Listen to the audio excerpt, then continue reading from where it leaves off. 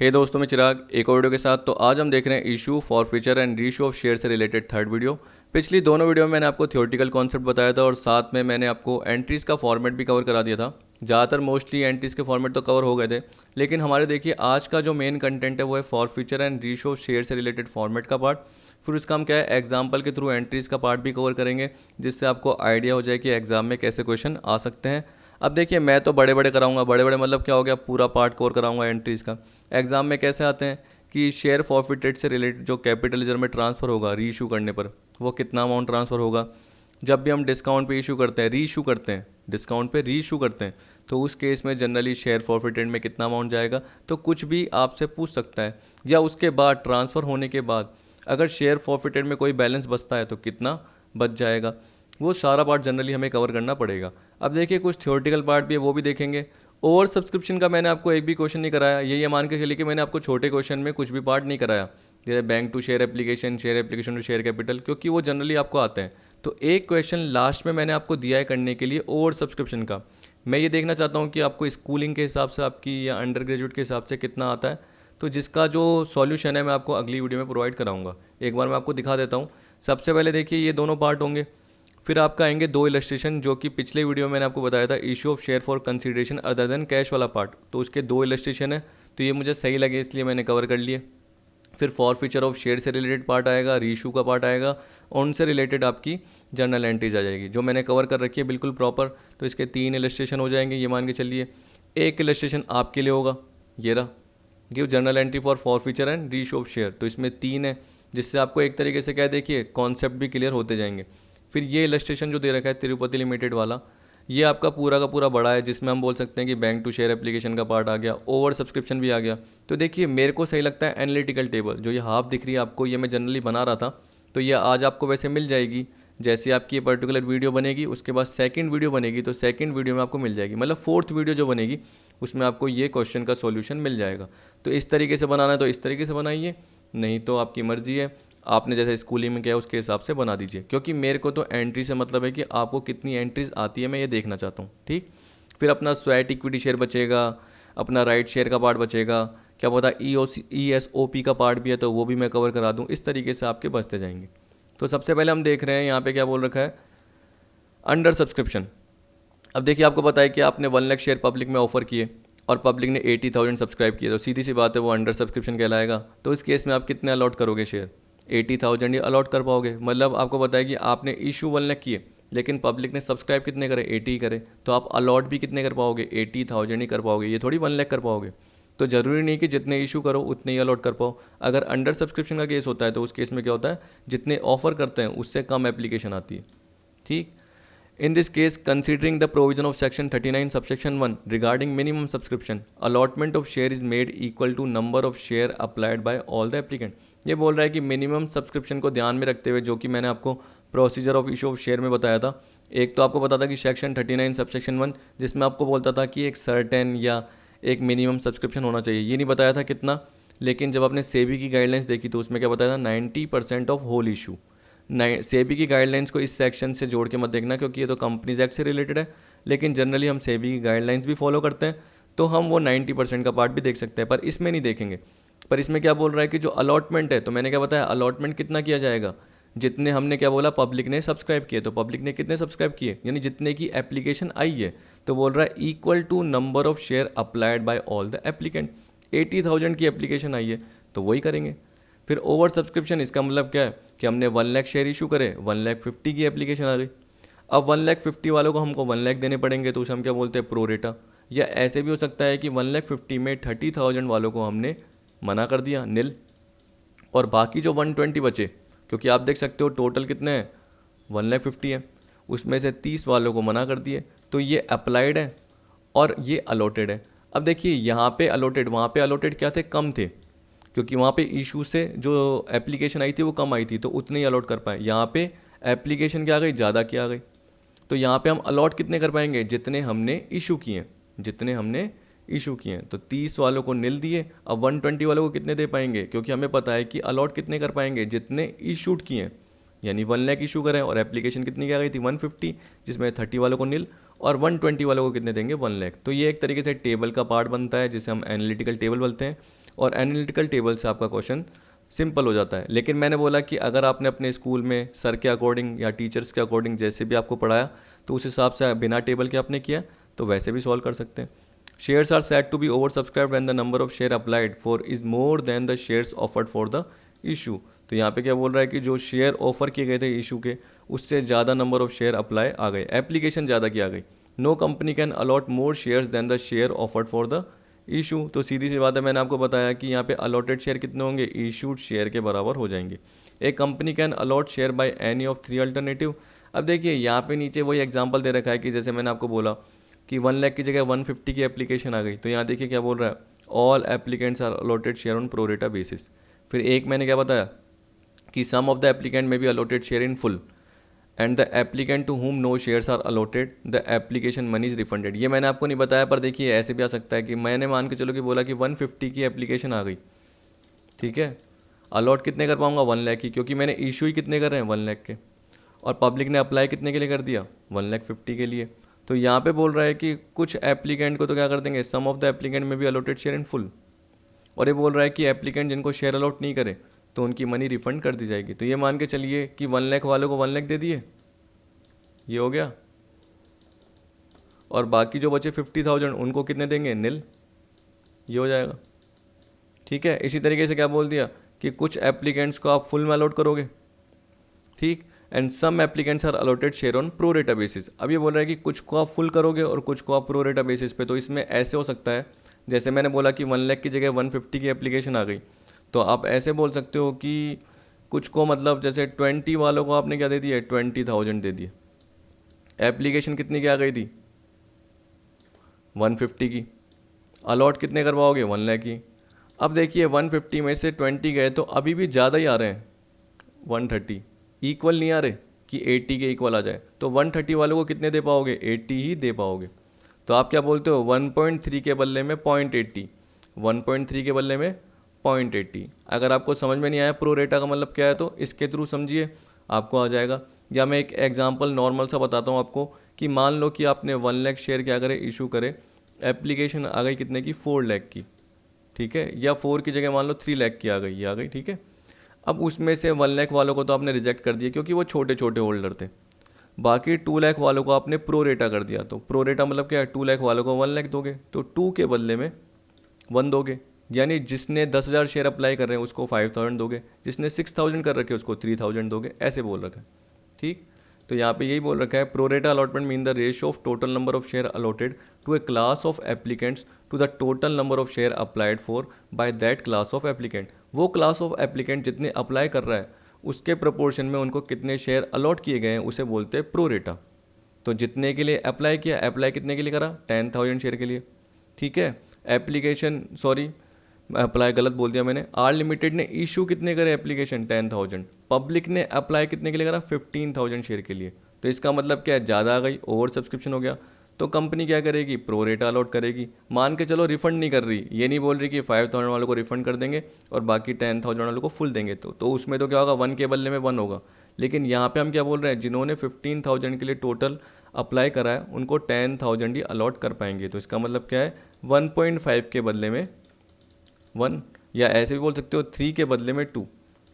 तो जैसे अगर आपने 6 शेयर के लिए अप्लाई करा तो आपको 4 शेयर मिल जाएंगे, अगर आपने 12 के लिए करा तो आपको कितने मिल जाएंगे, कितना होता है 6 के बदले में 4, 12 के बदले में क्या हो जाएगा 8, ऐसे हो जाएगा। तो इस तरीके से आप देख लेना, ये पार्ट आपका आ जाएगा। अब इलस्ट्रेशन में देखिए क्या बोल रहा है, XYZ लिमिटेड ने परचेज करी, ये जो इलस्ट्रेशन है वो इससे रिलेटेड है, issue of share for consideration other than cash से रिलेटेड। सिंपल पार्ट है जिसमें मैंने आपको बताया था assets account debit to vendor होती है, या अगर बिजनेस से रिलेटेड होता तो मैंने आपको क्या बताया था, assets account debit to liability to vendor. अब देखिए मैंने जो सेकंड इलस्ट्रेशन कवर कर रखा है अभी इसके बाद आपको दिखेगा, उसमें मैंने क्या गुडविल भी कर रखी है बैलेंसिंग फिगर से। क्यों, क्योंकि डिफरेंस का पार्ट आता है तो वो या तो गुडविल होता है या कैपिटल रिजर्व होता है। मैं आपको उस वक्त समझा दूंगा, अभी बताऊंगा फिर बाद में वापस बताऊंगा, तो क्या होगा, आपका टाइम वेस्ट होगा, और इसके अलावा आपके क्या होगा, टाइम वेस्ट होगा, टाइम कीमती है, तो हमें उस हिसाब से चलना पड़ता है। अब देखिए कई जने क्या करते हैं, शुरू में कहानियाँ बताते हैं, वो जनरली क्या होता है फर्स्ट पेपर से रिलेटेड बहुत ज़्यादा होता है। एक मैंने पर्टिकुलर वीडियो देखी, उसमें शुरू में 5 मिनट 6 मिनट तो क्या है 3 स्टोरी बता दी, या 5 मिनट नहीं अराउंड 10 मिनट्स की मैंने देखी थी। तो उसमें क्या होता है कि हिंदी मीडियम वाले बहुत ज़्यादा अफेक्ट होते हैं, क्योंकि वो क्या सोचते हैं कि अरे पर्टिकुलर स्टोरी बताइए, बहुत अच्छा है। अब वो अगर मैं आपसे 1 महीने बाद पूछूंगा किसी से, उसको वो याद ही नहीं रहेगी 3 में से स्टोरी, क्योंकि सब चीज़ में क्या करी उसने, स्टोरी देखी स्टोरी देखी स्टोरी देखी।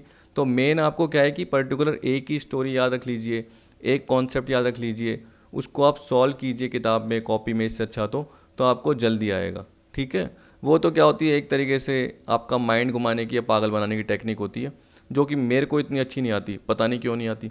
XYZ limited purchase a machine worth ₹6 lakh from Bikaner limited and issued equity share of 10 each, fully paid in satisfaction of payment. Give the journal entry in the books of XYZ limited if shares are issued at par and at 20% premium. तो आप सोच सकते हैं, देखिए यहाँ पे क्या बोल दिया कि अगर शेयर पार पे हो रहे हैं और 20% प्रीमियम पे, तो ये कॉमन एंट्री है। किसने खरीदा? XYZ लिमिटेड ने मशीन ही खरीदी है, बीकानेर। बीकानेर लिमिटेड क्या है? वेंडर। वेंडर मतलब क्या हो गया? सेलर, जिससे मशीन खरीद रहे हैं। तो देखो machinery account debit to Bikaner 6 lakh. अब ये टोटल परचेज कंसिडरेशन है जो कि XYZ लिमिटेड को किसको देना है? बीकानेर लिमिटेड को देना है। तो देखिए मैंने आपको हमेशा ही बताया, बीकानेर से बीकानेर जो खत्म होगा वो पूरा का पूरा सेम अमाउंट ही होगा। अगर पार की बात कर रहे हैं तो फॉर्मूला क्या बनता है नंबर ऑफ शेयर का, कि 6 लाख टोटल अमाउंट ड्यू या purchase concession due upon issue price. यहाँ पे आपको बताया कि अगर पार पे इशू कर रहे हो तो इसका मतलब फेस वैल्यू ही इशू प्राइस है। तो फेस वैल्यू कितनी है? 10 रुपीज़। तो कितने शेयर हो गए? 60,000 शेयर। 6 लाख आपको पता है कि 6 लाख अपॉन 10 करोगे तो क्या आएगा आपका? 60,000 शेयर आ जाएंगे। तो 60,000 इक्विटी शेयर ऑफ 10 ईच। तो एंट्री क्या हुई? Bikaner account debit to equity share capital. अगर आप प्रीमियम की बात कर रहे हो 20%, तो 2 रुपये प्रीमियम है। तो इसका मतलब इशू प्राइस कितनी हो जाएगी? 12 रुपीज़। ड्यू अमाउंट कितना है? 6 लाख। तो आप डिवाइड करके देखिए कितना आ जाएगा? 50,000। कितना आ जाएगा? 50,000। तो 50,000 इक्विटी शेयर आ गए। अब देखिए बीकानेर लिमिटेड अकाउंट डेबिट करा, तो मैंने क्या बताया, जब भी क्रेडिट पार्ट देखते हो, क्रेडिट से डेबिट तो पूरा खत्म करना है। तो 6 से 6 गया, उसमें 2 इक्विटी शेयर कैपिटल कितना है? 50,000 शेयर इंटू 10 ईच। तो इंटू 10 5 लाख रुपीज़। तो बाकी 1 लाख क्या आ जाएगा? प्रीमियम। या करके देखिए 50,000 इंटू 2, तो कितना हो जाएगा? 1 लाख हो जाएगा। तो सीधी सी बात है, नॉर्मल पार्ट। अगर डिस्काउंट का केस आता था और डिस्काउंट का अलग आता था, जनरली उसमें हम क्या बोलते थे कि 10% डिस्काउंट है मान के चलो, तो यहाँ पे अपॉन 9 कर लेते थे। उस तरीके से कवर हो जाता था और सिंपल हो जाता था। और ऊपर क्या होता था? Discount on issue of share debit हो जाता था। लेकिन आपको बताया कि अब स्वैट इक्विटी शेयर के केस में ही जनरली क्या होते हैं, जो कि आपको बताया कि एम्प्लॉई या जो डायरेक्टर है उनको क्या होते हैं, उनकी टेक्निकल नो हाउ के बदले में या उनका इंटेलेक्चुअल प्रॉपर्टी राइट है उनके बदले में दिए जाते हैं। तो उस केस में डिस्काउंट पे आप शेयर इशू कर सकते हो, तब डिस्काउंट क्या हो जाएगा? आपका डेबिट हो जाएगा। अभी आप नॉर्मल एंट्री देख रहे हो तो देख लिए बीकानेर लिमिटेड अकाउंट डेबिट कितना है? 6 लाख से है, डेबिट हो गया। 2 equity share capital 50,000 share into 10, जो कि ऐसे निकला है। और 50,000 इंटू 2 रुपीज़ के हिसाब से 1 लाख ही आ गया, या डिफरेंस के थ्रू आ जाएगा। सिंपल बात था। अब देखिए ये जो इलस्ट्रेशन है ये बिजनेस से रिलेटेड है, ठीक, इसको देख लेते हैं। अब देखिए यहाँ पे बोल रहा है कि एक कंपनी ने इशूड करे 15,000 fully paid equity share of 100 each for the purchase of the following assets and liability from Gupta brothers. देखिए कोई गुप्ता ब्रदर्स फर्म थी मान के चलो, उसका बिजनेस खरीद लिया आपने। तो बिजनेस में क्या है? प्लांट आया, स्टॉक आया, लैंड एंड बिल्डिंग आया और लाइबिलिटी भी आई साथ में, यानी एसेट्स भी ली और लाइबिलिटी भी ली। अब उसके बदले में आप देने के लिए क्या तैयार हुए उसको? 15,000 इक्विटी शेयर 100 वाले। अब देखिए ये 15 लाख आपका क्या है जो अमाउंट देना है, किसको देना है? गुप्ता ब्रदर्स को, वेंडर को। तो सीधी सी बात है, 2 गुप्ता ब्रदर्स 15 लाख से आएगा, आपको पता है। अगर आप बोलते कि सर इसमें ऐसे बोलता कि 100 इज 10% प्रीमियम, तो 110। आप बोलते कि सर अगर ये दिया ही नहीं होता और आपको बोलता कि जो एसेट लाइबिलिटी का डिफरेंस आता है ना उससे दे दिया, तो देखिए फिर गुडविल नहीं आता। फिर एसेट्स और लाइबिलिटी लेस करने के बाद जो अमाउंट जाता वो गुप्ता ब्रदर्स में जाता, और उसमें बोलता कि क्या कर दिया हमने? प्रीमियम पे इक्विटी शेयर इशू कर दिए। तो जो भी ड्यू अमाउंट आता, जो भी आता, अब देखिए मैं आपको बता रहा हूँ क्यों जो भी आता, क्योंकि आप क्या करते, ये गुडविल नहीं आता तो ये तीनों का टोटल करते और ये लेस कर देते। जो भी अमाउंट आता उसको डिवाइड बाई क्या करते? इशू प्राइस कर देते। तो आपका नंबर ऑफ शेयर निकल के आ जाता, और नंबर ऑफ शेयर का आप सेकंड नंबर पे एंट्री कर लेते, Gupta brothers to equity share capital to security premium. लेकिन यहाँ पे क्या किया गया है? यहाँ पे बोल रहा है कि अगर आप किसी का बिजनेस खरीदते हो और आपको पता है कि उसकी नेट असेट, नेट असेट क्या एक तरीके से एसेट्स माइनस लाइबिलिटी, यही तो पता है, total asset minus outside liability. तो अगर उसका नेट असेट का पार्ट आपका ज़्यादा आ रहा है और अमाउंट ड्यू, यहाँ पे अमाउंट ड्यू कितना? 15 लाख। तो मान के चलिए कि अगर नेट असेट यहाँ पे कितनी आती? 17 लाख, और आपको अमाउंट कितना देना है? 15 लाख।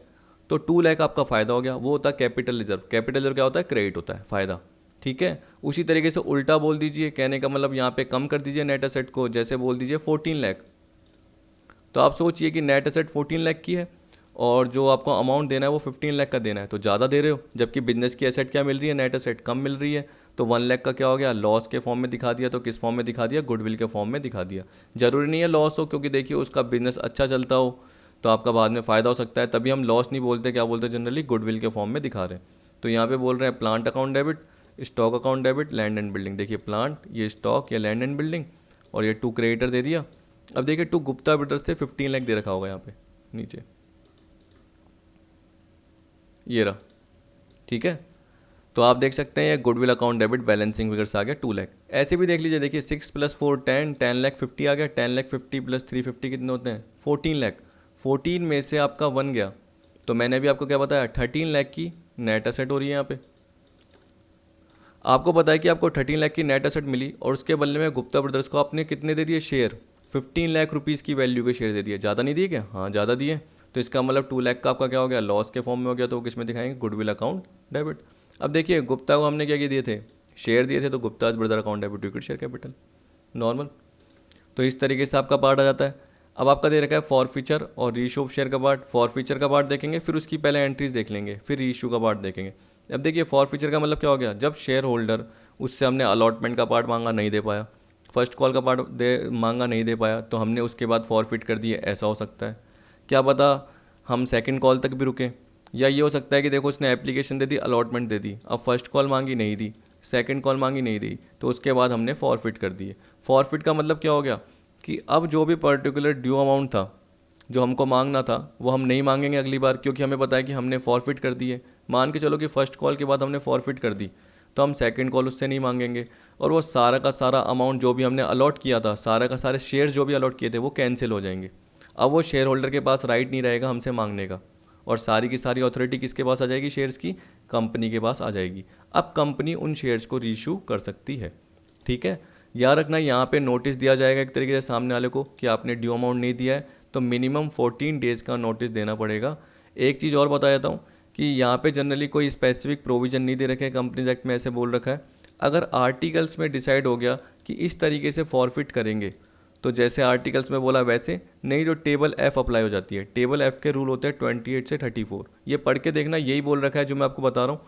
28 से 34 में बोल रखा है कि रूल 29 ना, इसमें क्या करेंगे, बोर्ड ऑफ डायरेक्टर जो भी शेयर होल्डर है डिफ़ॉल्टिंग, जो पे नहीं कर पाया, जो भी अपना अमाउंट ड्यू पे नहीं कर पाया, और कंपनी क्या कर रही है, अब उसके फॉरफिट करना चाहती है, तो उससे पहले कंपनी क्या करेगी, नोटिस देगी। तो बोर्ड ऑफ डायरेक्टर क्या करेंगे, नोटिस देंगे, ठीक, किसके साथ, कि आपकी कॉल्स इन एरियर है इंटरेस्ट के साथ, इस डेट तक आप पे, यानी आपका ड्यू डेट हो चुका है, तो हम मिनिमम आपको 14 डेज़ का नोटिस दे रहे हैं। यानी उसके पास जो इन्फॉर्मेशन है वो अराउंड पहुंच जानी चाहिए, और उसके बाद एक तरीके से उसको टाइम मिलना चाहिए 14 डेज़ का, ऐसे बोल सकते हो। तो जो नोटिस है वो 14 डेज़ से कम का नहीं होना चाहिए, ये बोल रहा है 14 डेज़ से कम का नहीं होना चाहिए, उससे ज़्यादा का हो सकता है, वो कंपनी के ऊपर है। लेकिन यहाँ पे बोल दिया गाइडलाइंस के अकॉर्डिंग कि 14 डेज़ से कम का नहीं होना चाहिए, ताकि शेयर होल्डर को पता चल जाए, और उसको पे करने का मन है तो वो पे कर देगा, नहीं पे करेगा तो कंपनी के पास जो भी अमाउंट है वो पूरा कंपनी का जो भी शेयर्स है वो वापस उसके पास चले जाएंगे। तो यहाँ पे यही बोल रहा है, when a shareholder fail to pay one or more installment with allotment and call और कॉल्स, ऐसे बोल दिया। इसका मतलब क्या हो सकता है, अलॉटमेंट कॉल नहीं दी, अलॉटमेंट और कॉल्स नहीं दी, फर्स्ट कॉल सेकंड कॉल, या अलॉटमेंट तो दे दी, कॉल्स नहीं दी, यानी फर्स्ट कॉल और सेकंड कॉल नहीं दी, ऐसा हो गया, तो उसके बाद फॉरफिट कर दिए। तो अब वापस पढ़िए, when a share holder fails to pay one or more instalment due on the shares held by him, the company has the authority to forfeit such share. तो कंपनी क्या कर सकती है, उसको जब्त कर सकती है। Forfeiture of shares means the cancellation of allotment to defaulting shareholder and to treat the amount already received on such share as forfeited। अब देखिए forfeited of share का मतलब क्या है, कि जो भी अलॉट किए गए थे डिफॉल्टिंग शेयर होल्डर को शेयर्स, वो क्या हो जाएंगे, कैंसिल हो जाएंगे, ठीक है। और जो अमाउंट पहले से ही रिसीव हो चुका है, किसको, कंपनी को, वो शेयर फॉरफिटेड में चले जाएगा। आप मान के चलो कि एप्लीकेशन पे 3 थे, अलॉटमेंट पे कितने थे, 2 थे या 3 थे, ये मान के चलिए, टोटल 6 हो गए। अब वो फर्स्ट कॉल नहीं दी, सेकंड कॉल नहीं दी, टोटल मिला के 10 रुपीज़ की फेस वैल्यू थी, 10 में से 6 आ गए। तो आपको पता है कि जो 4 नहीं आए फर्स्ट कॉल के और सेकंड कॉल के, मान के चलो फर्स्ट कॉल 2 रुपीज़ की थी और सेकंड कॉल भी 2 रुपीज़ की थी, तो उस केस में आप क्या बोलोगे, शेयर कैपिटल अकाउंट डेबिट, कितने मांगे, पूरे 10 रुपीज़ तक मांग लिए थे, क्योंकि कहाँ पे फॉरफिट किया, सेकंड कॉल के बाद फॉरफिट किया गया है। तो याद रखना, जब भी शेयर फॉरफिट करते हैं तो कंपनी की लायबिलिटी कम हो जाती है और शेयर कैपिटल डेबिट हो जाती है। जब भी कंपनी शेयर इशू करती है तो अपनी लायबिलिटी बढ़ाती है क्रेडिट करके, और जब भी कंपनी की लायबिलिटी कम हो जाती है तो वो क्या करेगी, डेबिट करेगी। जैसे मान के चलो खुद के शेयर बायबैक करती है, तो शेयर कैपिटल टू बैंक क्यों करते हैं, क्योंकि कंपनी क्या कर रही है, खुद ही खरीद रही है। तो इस केस में कंपनी का कैश जा रहा है और कंपनी की लायबिलिटी कम हो रही है। वैसे यहाँ पे हम क्या बोल रहे हैं, शेयर होल्डर पे नहीं कर पा रहा तो शेयर कैपिटल डेबिट। अब देखिए अगर उसकी फर्स्ट कॉल नहीं मिली थी, अगर उसकी फर्स्ट कॉल नहीं मिली थी तो आपको पता है कि जनरली आपने bank account debit to share first call किया था, तब उतने से एंट्री नहीं की थी, तो उतने से फर्स्ट कॉल अभी भी बच रही थी, तो आपको 2 शेयर फर्स्ट कॉल करना है, उतने से 2 share second and final call करना है, और बाकी जितना मिल गया, जैसे 6 रुपीज़ मिल गया था तो आपको उतना शेयर फॉरफिटेड में दिखा देना है, जो कि आपका फ़ायदा है एक तरीके से। जो आप कहाँ दिखाते हो, सब्सक्राइब कैपिटल जानते हो उसमें, तो सब्सक्राइब कैपिटल में जो आप लेस कॉल सिनेरियो करते हो ना, उसके नीचे क्या करोगे, ऐड शेयर फॉरफिटेड। जैसे बोलते हैं ना subscribe but not fully paid up capital, जैसे मैंने आपको पिछले वीडियोज़ में बताया था एक फॉर्मेट बना के ऑथोराइज इशूड का, तो आपको पता है कि उसमें मैंने सब्सक्राइब में बताया था subscribe but not fully paid, तो उसमें ये शेयर फॉरफिटेड ऐड हो जाता है। अगर री इशू नहीं करा, अगर आपने सारे शेयर री इशू कर दिए, तो आपका जो भी शेयर फॉरफिटेड का अमाउंट बचा है वो कैपिटल रिजर्व में चला जाता है, ठीक है, जो कि अपना री इशू वाले पार्ट में समझ में आ जाएगा, एंट्रीज के थ्रू भी आ जाएगा। Procedure for forfeiture of share क्या बोल दिया, कोई स्पेसिफिक प्रोसीजर नहीं है इससे रिलेटेड इंडियन कंपनी एक्ट में, लेकिन क्या बोल रहा है कि right of forfeiture should be contained in the articles of association of the company for non payment of installment और इंस्टॉलमेंट्स, कि अगर वो इंस्टॉलमेंट पे नहीं कर पाता तो उस केस में आर्टिकल्स में इससे रिलेटेड फॉरफिचर से रिलेटेड राइट्स होने चाहिए या रूल्स लिखे हुए होने चाहिए। तो ये बोल रहा है कि अगर वो नहीं लिखे गए फिर टेबल एफ अप्लाई होती है। Shares are forfeited according to rule 28 to 34 of table F and rights given in articles of association. तो टेबल एफ के हिसाब से तो ये, और अगर आर्टिकल्स में जो राइट दिए हुए हैं, आपने जो आर्टिकल्स बनाए हुए हैं उसके हिसाब से जो राइट्स लिखे हुए हैं उसके हिसाब से हो जाएगा। और मैंने आपको क्या बताया इसमें, ये दे रखा है कि according to rule 29 of table F the board of directors shall serve a notice to defaulting share holders to make the payment of such calls in arrear with interest if any on a further date not being earlier than the expiry of 14 days from the date of serving notice। तो आपको पता है कि 1 मई को आपने notice दिया सामने वाले शेयर होल्डर को, डिफ़ॉल्टिंग शेयर होल्डर को, ठीक है, तो एक तरीके से बोल सकते हैं उसको हमें मिनिमम एटलीस्ट 14 डेज देने चाहिए, यानी 15 मई तक हम देखेंगे।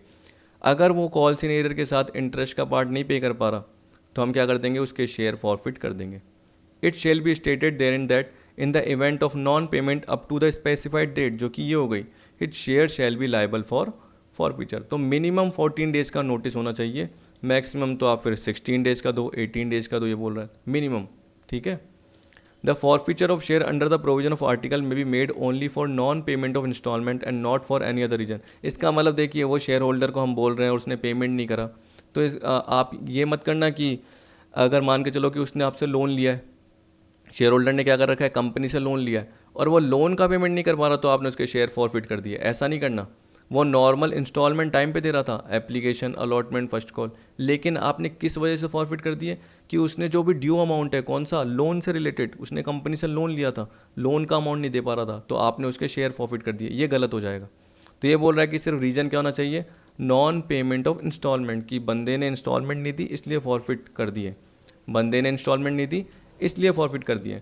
इन case the shares are forfeited for non payment of business date the forfeiture shall be treated as illegal and invalid. बोल दिया ना। तो अगर सामने वाले जो शेयर होल्डर है उसने बिजनेस डेट लिए थे, बिजनेस से रिलेटेड उधार लिए थे और वो शेयर होल्डर भी था, तो इस केस में कंपनी ऐसे नहीं करेगी कि उसने जो लोन का अमाउंट पे नहीं करा तो कंपनी उसके शेयर फॉरफिट कर देगी, ऐसा नहीं है। अगर इंस्टॉलमेंट पेमेंट नहीं करते हैं तो उस केस में शेयर फॉरफिट कर दिए जाते हैं। अब देखिए अकाउंटिंग ट्रीटमेंट तो आपको बता रखा है, एक बार थोड़ा सा इसको ऊपर कर लूँ, अब ठीक है। अब देखिए यहाँ पे बोल रहा है कि फॉरफिचर कौन से शेयर, जो पार पे इशू करे थे, और दूसरा क्या है, ये जो केस है ये दोनों एक से रिलेटेड यानी प्रीमियम से रिलेटेड है, कि प्रीमियम पे इशू करे, जिसमें क्या बोल दिया, प्रीमियम मिल गया और प्रीमियम नहीं मिला। अब देखिए कैसे होता है, आपको पता चला कि एप्लीकेशन अलॉटमेंट आपने मांग ली, अलॉटमेंट पे प्रीमियम था, ठीक है, या चलो पहले नॉर्मल देखिए कि पार वाला केस था, तो ये मान के चलिए कि एप्लीकेशन मांग ली, अलॉटमेंट नहीं दी, फर्स्ट कॉल नहीं दी, सेकंड कॉल नहीं दी, उसके बाद फॉरफिट कर दिए। तो ये देखिए फॉर्मेट है, फॉर्मेट में तो कुछ भी हो सकता है। मान लो अलॉटमेंट मिल गई तो वो थोड़ी दिखाओगे, क्योंकि अलॉटमेंट मिलते ही आप एंट्री क्या करते हो, बैंक टू शेयर अलॉटमेंट, और अब जब आया ना आप ड्यू करते हो एंट्री तो क्या करते हो, share allotment to share capital. Share allotment पहले डेबिट था, जैसे ही आपको अलॉटमेंट मिली आपने उसको क्या कर दिया, शेयर अलॉटमेंट को क्रेडिट कर दिया, डेबिट से क्रेडिट कट गया, तो कुछ भी नहीं बचा। लेकिन अगर अलॉटमेंट पे पैसा नहीं मिलता तो आपको पता है कि आपने उसके फॉरफिट कर दिए हैं, तो अलॉटमेंट को क्रिएट थोड़ी करके रखोगे अकाउंट को, उसको बंद तो करोगे ना। तो आपको 2 शेयर अलॉटमेंट करना पड़ेगा। वैसे ही मान के चलिए कि अगर फर्स्ट कॉल से रिलेटेड पार्ट है और आपने bank to share first call की थी और आपको 2000 रुपीज़ कम मिले, पर्टिकुलर कोई भी शेयर होल्डर है जिसने आपको फर्स्ट कॉल नहीं दी थी, तो आपने उसको नोटिस दिया, उसने ड्यू डेट पे पेमेंट नहीं करा, तो आपने उसके शेयर फॉरफिट कर दिए। तो आप क्या करोगे, उतने से शेयर कैपिटल की लायबिलिटी कम कर दोगे। पर यार रखना यहाँ पे कौन सा अमाउंट आता है, कॉल्ड अप। कॉल्ड अप का मतलब क्या होता है, जैसे मान के चलो कि एप्लीकेशन 3 है या 4 है, अलॉटमेंट कितनी है, 2 है, फर्स्ट कॉल कितनी है, अब देखिए मैं ऐसे एग्जाम्पल ले रहा हूँ, ये 2 है और सेकेंड कॉल कितनी है, 2 है, टोटल कितने हो गए, 10 हो गए। तो अगर आपने फर्स्ट कॉल तक मांगी, आपने सेकंड कॉल तो मांगी नहीं, तो उसका फॉरफिट का सवाल तो उठता ही नहीं है। तो इसका मतलब आपने कहाँ तक कॉल्ड अप किया था, 8 रुपीज़ तक। अब हमने अलॉटमेंट भी मांगी थी, उसने नहीं दी, फर्स्ट कॉल भी मांगी थी, नहीं दी, तो आपको पता है कि अलॉटमेंट का जो अमाउंट है ड्यू वो रह गया होगा। तो 2 शेयर अलॉटमेंट से उसको ख़त्म कर दिया, क्योंकि वो अभी भी रह गया था। जब बैंक टू शेयर अलॉटमेंट किया उतना अमाउंट नहीं मिला था। तो आपको पता है कि 2 शेयर अलॉटमेंट यानी डेबिट अभी भी उतने से बचा था, तभी जाके हमने क्रेडिट कर दिया। फर्स्ट कॉल का भी डेबिट बचा था, तब जाके हमने क्या कर दिया, क्रेडिट कर दिया। और शेयर फॉरफिट कर दिया, क्योंकि सेकंड कॉल तो अभी तक मांगी नहीं थी, तो ये एंट्री करने की ज़रूरत नहीं है। अब अगर मान के चलो अलॉटमेंट मिल गई आपको, एप्लीकेशन भी मिल गई थी, अलॉटमेंट भी मिल गई, फर्स्ट कॉल सेकंड कॉल नहीं मिली, तो 2 share first call, 2 share second call, 2 share forfeited. अब प्रीमियम का पार्ट आता है, तो प्रीमियम में क्या होता है, मान के चलो कि अगर आपको प्रीमियम मिल गया और वो अलॉटमेंट पे था, तो ये अलॉटमेंट की एंट्री यहाँ पे आएगी नहीं, क्योंकि आपको पता है कि एरियर से आती है, जबकि अलॉटमेंट आपको मिल गया और प्रीमियम भी नहीं आएगा। तो सीधी सी बात है, एंट्री क्या होगी, share capital account debit, 2 first call, 2 second call, 2 share forfeited. पर मान के चलो अलॉटमेंट पे प्रीमियम था और आपको प्रीमियम का अमाउंट नहीं मिला, तो प्रीमियम क्या होता है, क्रेडिट होता है, रिजर्व एंड सरप्लस में जाता है। ये मान के चलो आपका फ़ायदा होता है, क्योंकि जब भी आपका प्रीमियम आप मांगने की एंट्री करते थे तो क्या करते थे, share allotment to share capital to security premium. तो अलॉटमेंट में वो प्रीमियम चले जाता है, और जब भी आप अलॉटमेंट का मांगते हो पैसा, bank account debit to share allotment, तो आपको प्रीमियम के साथ वो पैसा मिल जाता है। समझ गए, शेयर कैपिटल में हमेशा फेस वैल्यू जाती है, सिक्योरिटी प्रीमियम में प्रीमियम का अमाउंट जाता है, अलॉटमेंट में total face value plus premium. तो जब भी आप बैंक टू शेयर अलॉटमेंट करोगे आपको पैसा मिल चुका होगा। लेकिन मान के चलो आपको अलॉटमेंट नहीं मिली, तो उस अलॉटमेंट से ये मान के चलो कि 3 रुपीज़ फेस वैल्यू के थे और 2 रुपीज़ प्रीमियम के थे, और एक शेयर होल्डर था 1000 के हिसाब से। तो आपको पता है कि 1000 इंटू 5000 रुपीज़ एरियर है। तो वैसे ही यहाँ पे जो उसका सिक्योरिटी प्रीमियम का पार्ट है वो कितना दिखाओगे, 1000 इंटू 2। कैपिटल में कितना दिखाओगे, कॉल्ड अप। अगर सेकंड कॉल तक मांगा है तो पूरी की पूरी फेस वैल्यू से रिलेटेड पार्ट दिखाओगे। अगर फर्स्ट कॉल तक मांगा है तो जैसे मैंने आपको अभी बताया था 8 रुपीज़, या जो भी फर्स्ट कॉल तक जितना टोटल रुपीज़ आ रहा है कि अभी तक मांग लिया गया है, वो कैपिटल में दिखाया जाएगा। फिर फर्स्ट कॉल, सेकेंड कॉल, अगर वो नहीं मिली, और 2 शेयर फॉरफिटेड। अगर फर्स्ट कॉल तक ही आपने मांगा उसके बाद फॉरफिट कर दिया तो फर्स्ट कॉल तक ही आएगा, सेकंड कॉल नहीं आएगा। तो आप सोचिए, एरियर अमाउंट दे रखा है, यहाँ पे अमाउंट रिसीव्ड ऑन फॉरफिटेड दे रखा है। ये मैंने बोला कि ये अब आपको देने की ज़रूरत नहीं है, किसको, शेयर होल्डर को। शेयर होल्डर ये थोड़ी बोलेगा कि मैंने ना 8 रुपीज़ तक तो दे दिए थे, मैंने सेकेंड कॉल ही तो नहीं दी और आपने फॉरफिट कर दी। तो हमने क्या बोला, हमने आपको नोटिस दिया था, तो वो जो 8 रुपीज़ के हिसाब से जो भी आपने हमें अमाउंट दिया है वो तो हम अपने शेयर फॉरफिटेड में डाल रहे हैं, और इसका हम यूज़ कर सकते हैं किसके में, री इशू करने के केस में यूज़ कर सकते हैं। समझ गए। तो जब प्रीमियम रिसीव हो जाता है तो उस केस में आपका प्रीमियम का पार्ट नहीं आता, क्योंकि जनरली वो अलॉटमेंट के साथ मिल चुका होता है, तो ये भी नहीं आती। ठीक है, मान के चलो फर्स्ट कॉल पे प्रीमियम था और अलॉटमेंट फर्स्ट कॉल मिल गई, तो ये भी नहीं आएगी।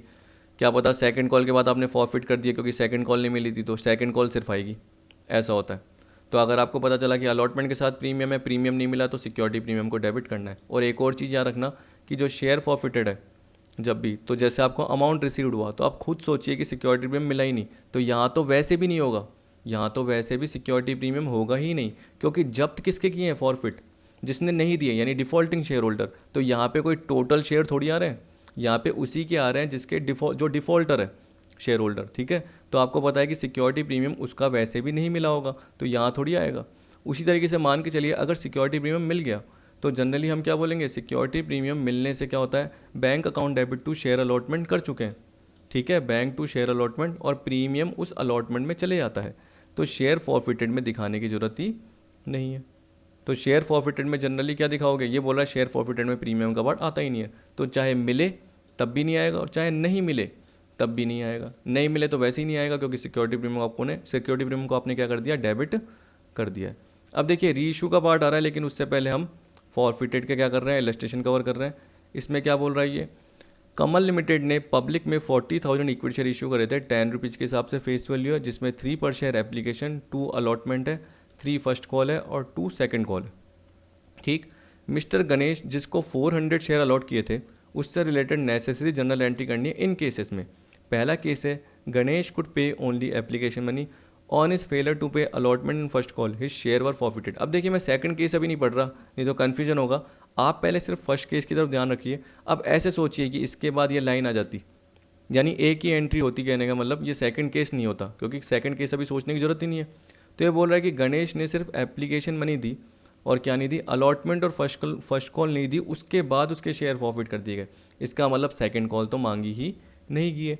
और जब भी आपको कभी क्वेश्चन करना है कोई भी बड़ा, तो आप पहले रफली ऊपर क्या कीजिए, ये पूरा पर्टिकुलर पार्ट लिख लीजिए, क्योंकि बड़े क्वेश्चन होते हैं तो उसमें बहुत सारी वैल्यूज़ होती हैं, आप कंफ्यूज होते हो। तो मैं तो जनरली क्या करता था, ऐसे लिख लेता एप्लीकेशन अलॉटमेंट, उससे पहले ऊपर ये लिखता था पूरा।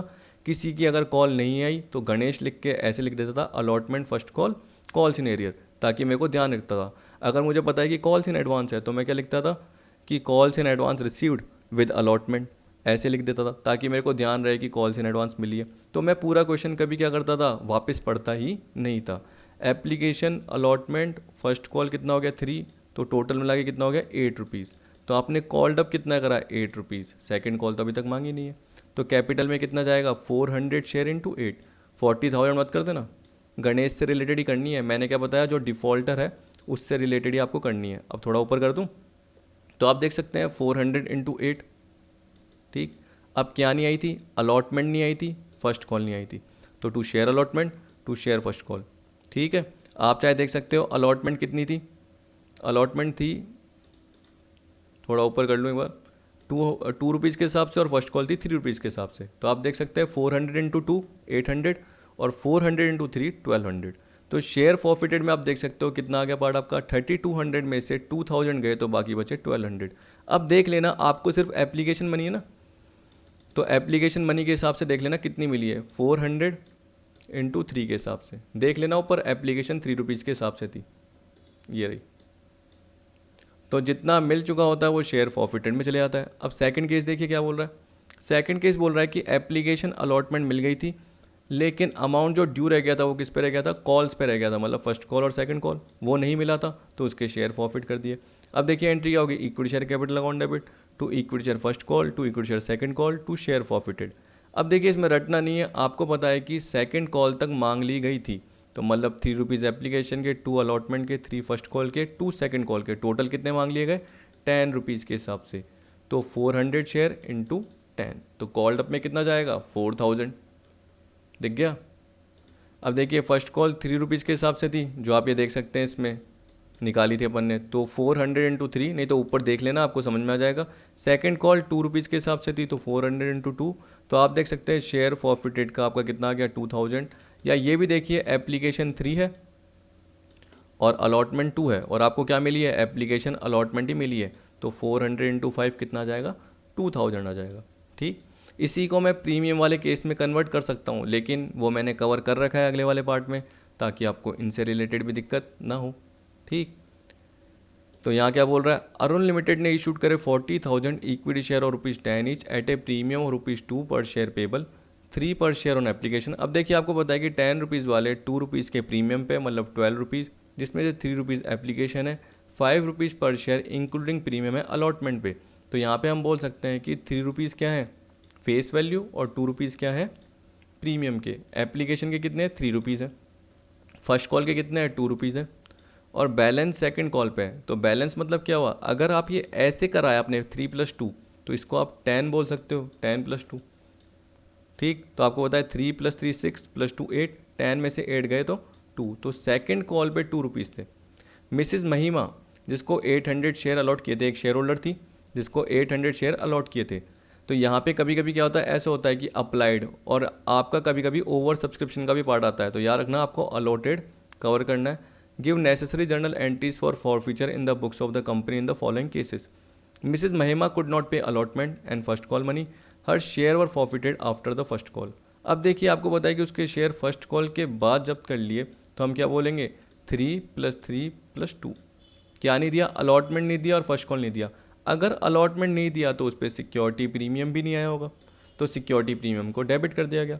एंट्री देखिए, आप फटाफट बोल सकते हो, equity share capital account debit, ठीक है, security premium account debit to equity share allotment to equity share first call to share forfeited. जब कैपिटल अकाउंट देखोगे तो कितने रुपीज़ दिखाओगे? 8 रुपीज़ के हिसाब से, क्योंकि कैपिटल में हमेशा फेस वैल्यू जाती है, और 2 रुपीज़ किस में दिखाओगे? प्रीमियम में दिखाओगे। समझ गए?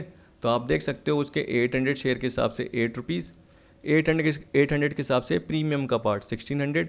प्रीमियम वैसे भी नहीं मिला तो इसमें वैसे भी नहीं आता, और चाहे मिल भी गया हो, जैसे सेकंड केस देखोगे ना, उसमें अलॉटमेंट मिल चुकी होगी तो उसमें तब भी प्रीमियम नहीं आएगा। कैलकुलेट करके देख लेना या वेरीफाई करके देख लेना, आपको पता चल जाएगा। अभी मैं बता दूंगा वेरीफाई करके।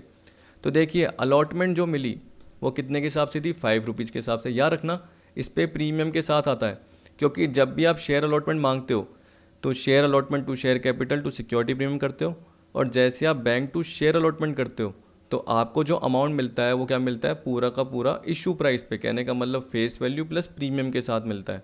तो अगर आप पर्टिकुलर अलॉटमेंट की इंस्टॉलमेंट बोल रहे हो तो उस पर जो फेस वैल्यू है और उस पर जो प्रीमियम का पार्ट है, यानी 3+2 या जो भी है, 3+2 ही है ना, हाँ 2 रुपीज़ प्रीमियम है ना, हाँ। तो आप देख सकते हैं 3+2 के हिसाब से 800 इंटू 5। फर्स्ट कॉल देखिए 800 इंटू 2 थी, तो टोटल देख लीजिए 56, तो क्या आ जाएगा? 24। अब आप देख सकते हैं कि यहाँ पे अगर आप देखेंगे तो सिर्फ आपको एप्लीकेशन मिली थी, तो एप्लीकेशन के हिसाब से देख लीजिए कितने? 3 रुपीज़ के हिसाब से एप्लीकेशन दिख गई, 3 रुपीज़ पर शेयर। तो 800 इंटू 3 कीजिए, 2400 आएगा। ये वेरीफाई का पार्ट है। अब देखिए दूसरा केस क्या बोल रहा है। Mrs Mahima paid application and allotment money when due but could not pay first and second call, her share were forfeited. आप सोचिए कि उसके शेयर फॉरफिट कर दिए गए कब? जब वो फर्स्ट कॉल और सेकंड कॉल नहीं दे पाई। तो एंट्री क्या होती है? Equity share capital account debit, allotment तो दे दी तो सिक्योरिटी प्रीमियम आ गया होगा। तो equity share capital account debit to equity share first call to equity share second call to share forfeited. First call और सेकंड कॉल आ गई तो इसका मतलब सेकंड कॉल तक पूरे की पूरी फेस वैल्यू 10 रुपीज़ थी और प्रीमियम 2 रुपीज़ था। इसको आपको लेने की ज़रूरत नहीं है क्योंकि वो तो वैसे ही आ चुका है। तो नॉर्मल आप क्या बोलोगे? Equity share capital account debit 800 share into 10 rupees के हिसाब से, ठीक है। इक्विटी शेयर फर्स्ट कॉल देखिए कितना है? 800 इंटू 216।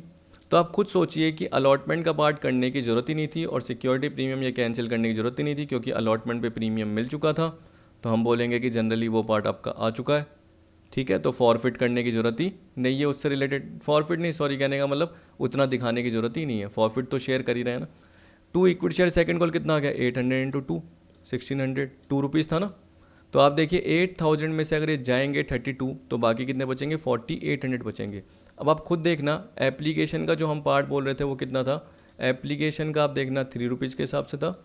अलॉटमेंट में 3+2 था, तो आप देख सकते हैं 3+3 प्रीमियम नहीं ले रहा, 6 रुपीज़। 800 इंटू 6 कीजिए, कितना होता है? 4800 रुपीज़ होता है।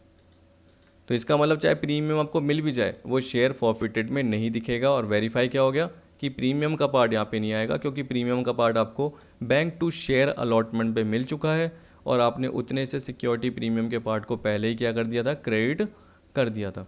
और शेयर अलॉटमेंट को उतने से आपने ड्यू करते समय डेबिट कर दिया था। जब आपको रिसिप्ट हुआ तो आपने बैंक टू शेयर अलॉटमेंट कर दिया और अलॉटमेंट को यहाँ पे आपने दिखाया ही नहीं। क्यों? क्योंकि उसका अमाउंट आपको मिल चुका है।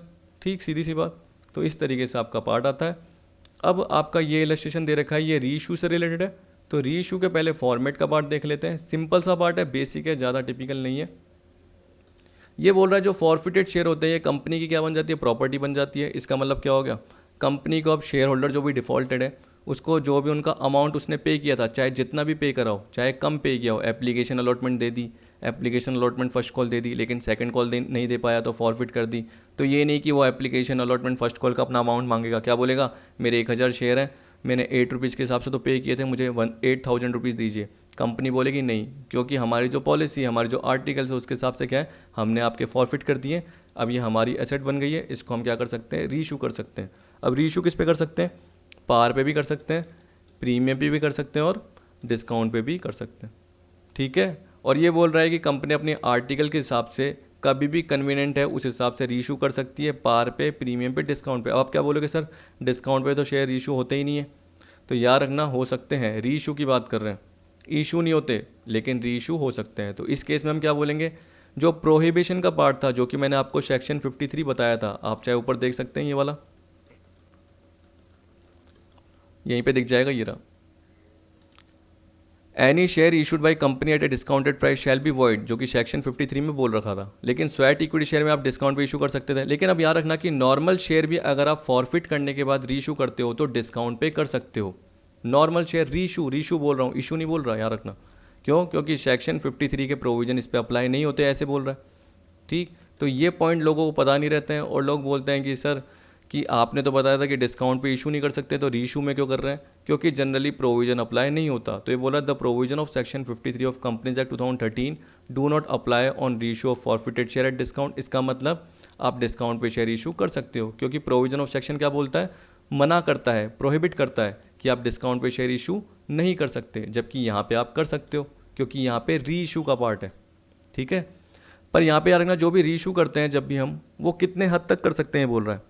इसका मतलब जो भी आप शेयर फॉरफिटेड का पार्ट है उतने हद तक यूज़ कर सकते हो। अब देखिए कैसे, वो तो आपको समझ में आ जाएगा एग्जांपल के थ्रू, क्योंकि उसमें मैं वैल्यू बेसिस पे आपको बता पाऊंगा। लेकिन यहाँ पे पढ़ के देखिए, बोल रहा है but the maximum amount of discount which may be allowed on reissue is as under. याद रखना, जब भी कंपनी अपने क्या करती है, जो भी फॉरफिटेड शेयर को री इशू करती है तो उसको डिस्काउंट पे इशू कर सकती है। उस पर कौन सा अमाउंट आता है, शेयर फॉरफिटेड अकाउंट डेबिट होता है, ना कि discount on issue of share. देखिए ऐसे होता है, थर्ड एंट्री देखिए ये वाली, ये होता है। तो discount on issue of share debit नहीं हुआ, ये हुआ। तो इसका मतलब क्या हुआ, जब आपने फॉरफिट की एंट्री की थी तो आपने शेयर फॉरफिटेड को क्रिएट किया था, और ये आपका एक तरीके से क्या, हम क्या बोल रहे हैं कि कंपनी की एक प्रॉपर्टी बन जाती है, कंपनी इसको यूज़ कर सकती है। तो कंपनी क्या कर रही है, इतने अमाउंट तक डिस्काउंट पे इशू कर सकती है। कितने अमाउंट तक, जितना अमाउंट आपके पास पड़ा है। जैसे अगर इसमें 5000 पड़े तो कंपनी 5000 रुपीज़ तक डिस्काउंट पे इशू कर सकती है, ये बोल रहा है। ठीक, तो यहाँ पे ये बोल रहा है कि जब कंपनी क्या करती है, ओरिजिनली इशू करती है शेयर पार पे या प्रीमियम पे, the amount credit to forfeited share account. मैंने आपको क्या बताया, amount credited to forfeited share मतलब जो इसमें डाला गया है, या जो हमारे एग्जाम्पल में हमने लास्ट वाले में देखा 4800 जैसे, तो आपको बताया कि 4800 रुपीज़ तक ही आप क्या कर सकते हो, डिस्काउंट पे इशू कर सकते हो। मतलब इतना पार्ट आप यूज़ कर सकते हो। पर जनरली देखना इतना पार्ट यूज़ नहीं होता। कभी मान के चलो 1000 यूज़ हो गए सिर्फ 4800 में से, तो बाकी 3800 किस में चले आएंगे, कैपिटल रिजर्व में। उसकी एंट्री क्या होती है लास्ट में, share forfeited to capital reserve होती है। पर याद रखना कि अगर ओरिजिनली हम स्वेट इक्विटी शेयर की बात कर रहे हैं और वे डिस्काउंट पे इशू होते हैं, वो ओरिजिनली डिस्काउंट पे इशू होते हैं, तो उस केस में क्या बोल रहा है, amount credited to forfeited share account plus the amount of original discount. तब क्या होगा, मैक्सिमम परमिसिबल डिस्काउंट कितना होगा, amount credited to forfeited share account plus the amount of original discount होगा। अब इसकी कोई एंट्री जनरली आती नहीं है, तो ये केस आप पढ़ के देख लेना, ये एग्जाम में आ चुका है कई बार कि आप जो भी डिस्काउंट पे जब भी क्या करते हो, शेयर रीइशू करते हो, तो आप फॉरफिटेड शेयर का कितना अमाउंट यूज़ कर सकते हो। आप तो क्या बोलोगे, पूरा अमाउंट यूज़ कर सकते हो, या ये बोलेगा कि जनरली क्या प्रोविज़न एप्लीकेबल होता है, और एक थ्योरेटिकल पार्ट में आपको लाइन दे देगा। तो आपको पता लगाना है कि शेयर फॉरफिटेड का जो भी क्रेडिटेड पार्ट है वो आप पूरा का पूरा यूटिलाइज़ कर सकते हो। ठीक है, लास्ट में आपका जो पार्ट आता है, एक बार चलो एंट्री तो बता दूं, एंट्री तो बता ही नहीं।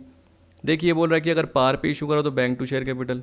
तो इस केस में क्या होता है, जो भी आप अगर आपने री इशू कर रहे हैं और आपको पता है कि उतने से आपका शेयर फॉरफिटेड क्रेडिट का पार्ट है अमाउंट का, उतना आपका कहाँ चला जाएगा, share forfeited to capital reserve, क्योंकि वो यूज़ ही नहीं हुआ। तो जब भी पार पे बोलते हैं तो उतना शेयर फॉरफिटेड का अमाउंट यूज़ ही नहीं हुआ। प्रीमियम पे बोलते हैं तब भी यूज़ नहीं हुआ, तो भी वो कैपिटल रिजर्व में चले जाएगा। तो ये एंट्री तो होगी, इसके साथ साथ क्या होगी, share forfeited to capital reserve भी होगी।